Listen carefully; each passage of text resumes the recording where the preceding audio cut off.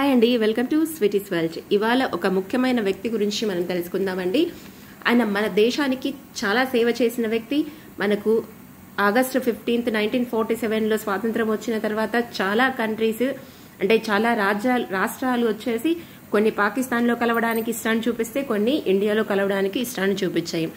అలాంటి వాటిని ముఖ్యంగా హైదరాబాద్ సంస్థానాన్ని మన ఇండియాలో కలిపి మనందరికీ ఒక చరిత్రను సృష్టించిన ఒక ముఖ్యమైన వ్యక్తి మీకు తెలిసి ఉంటుంది కదా, ఆయనే సర్దార్ వల్లభాయ్ పటేల్. ఈయన వచ్చేసి మన దేశం యొక్క మొట్టమొదటి హోమ్ మినిస్టర్ అండి. ఈయన చేసిన సేవ వల్లనే, ఈయన తీసుకున్నటువంటి ధైర్య సాహసాల వల్లనే మనకి ఇప్పుడైతే హైదరాబాద్ మన ఇండియాలో ఉంది. ఇప్పుడు మనం చెప్పుకోబోతున్నది ఇక్కడ వచ్చేసి ఆయన యొక్క జ్ఞాపకార్థము ఒక మంచి విగ్రహాన్ని ఏర్పాటు చేశారండి. అదే ప్లేస్ ఏకతా నగర్, అదేనండి స్టాచ్యూ ఆఫ్ యూనిటీ అని కూడా అంటారు. ఈ మొత్తం ఏకతా నగర్ ఎందుకన్నారంటే దేశంలో ఉన్నటువంటి చాలా రాష్ట్రాలని ఆయన మన ఇండియాలో కలిపి ఒకే దేశంగా మొత్తాన్ని తీసుకొని వచ్చారు కదా, అందువలన ఈ ప్రాంతానికి ఏకతా నగర్ అని పేరు పెట్టారు. ఇది సర్దార్ వల్లభాయ్ పటేల్ గారి యొక్క స్టాచ్యూ వరల్డ్లోనే చాలా పెద్దదండి. నంబర్ 1 పొజిషన్లో ఉన్నటువంటి స్టాచ్యూ 182 మీటర్స్ హైట్లో ఉంది. ఇది గుజరాత్లోని వడోదర దగ్గర ఉందండి. వడోదర నుంచి 2 కిలోమీటర్ల డిస్టెన్స్లో ఉంది. మీరు చూడొచ్చు. ఈ స్టాచ్యూని నర్మదా నది యొక్క ఒడ్డు మీద, అంటే నర్మదా నది వ్యాలీ మీద నిర్మించబడింది. మోదీ గారు, అదే మన ప్రియమైన ప్రధానమంత్రి మోదీ గారు మన దేశానికి ఇలాంటి యొక్క పుణ్య పురుషుల యొక్క భావితరాలకి చెప్పుకోవడానికి ఉండే విధంగా ఆయన యొక్క స్టాచ్యూని ఇక్కడ ఏర్పాటు చేయడం జరిగిందండి. ఈ స్టాచ్యూ చూడడానికి ఆకాశాన్ని తాకేంత హైట్లో అనిపిస్తుంది. ఎందుకంటే ప్రపంచంలోనే ఎత్తున్నటువంటి స్టాచ్యూ కదండి. లోపలికి వెళ్తే ఇలాగా ఆయన ఫేస్ ఒకటి ఇలాగా ముందు పెట్టి ఉన్నారు. ఆ లోపల కూడా నిలువెత్తు వల్లభాయ్ పటేల్ గారి యొక్క విగ్రహము ఉందండి. దాంతోపాటు ఆ సరౌండింగ్స్ లో ఫోటో గ్యాలరీస్ అన్ని కూడా ఏర్పాటు చేసి ఉన్నారు. ఇందులోకి వెళ్ళాలంటే మనము టికెట్స్ తీసుకోవాలి ఖచ్చితంగా. ఇది 2018లో కంప్లీట్ అయిపోయిందండి ఈ స్టాచ్యూ అన్నది. దానికి ఎలాగా ఈ స్టాచ్యూను నిర్మించారు అన్నదానికి ఆ స్ట్రక్చర్ ని కూడా అక్కడ చూపించారు.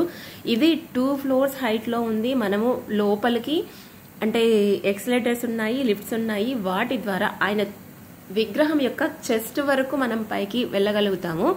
దీనికి ఇక్కడ క్యూ లైన్ లో వరుసగా వెళ్ళి లిఫ్ట్ ఎక్కాల్సి వస్తుందండి. మీరు చూడొచ్చు.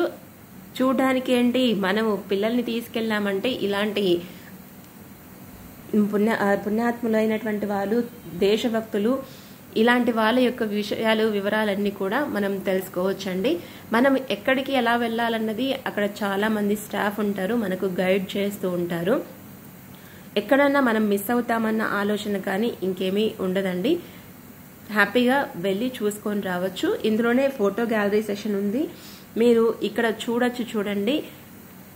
ఆ సర్దార్ వల్లభాయ్ పటేల్ గారి విగ్రహాన్ని ఎలాగ నిర్మించారు, మొత్తము ఎన్ని స్టేజ్లలో ఈ విగ్రహం తయారైంది అన్నది ఇక్కడ బొమ్మల రూపంలో కూడా చూపించారు.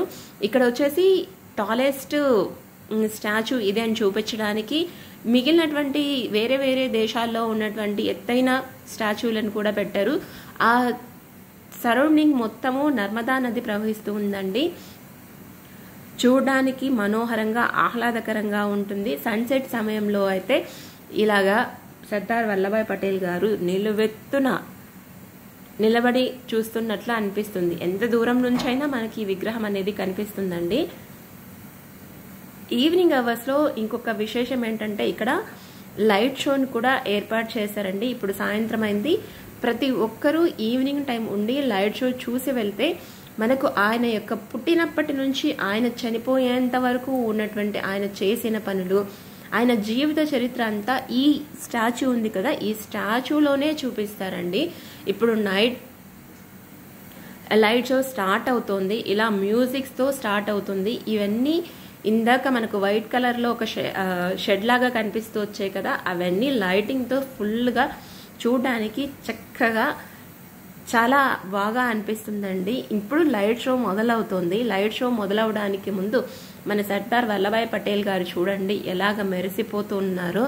ఎందుకంటే ఈ లైట్ షో వచ్చేసి బయట ఉండదండి, ఆ విగ్రహం ఉంది కదా ఆ స్టాచ్యూ లోపలే మనకు లైట్ షో మొత్తం కనిపిస్తుంది.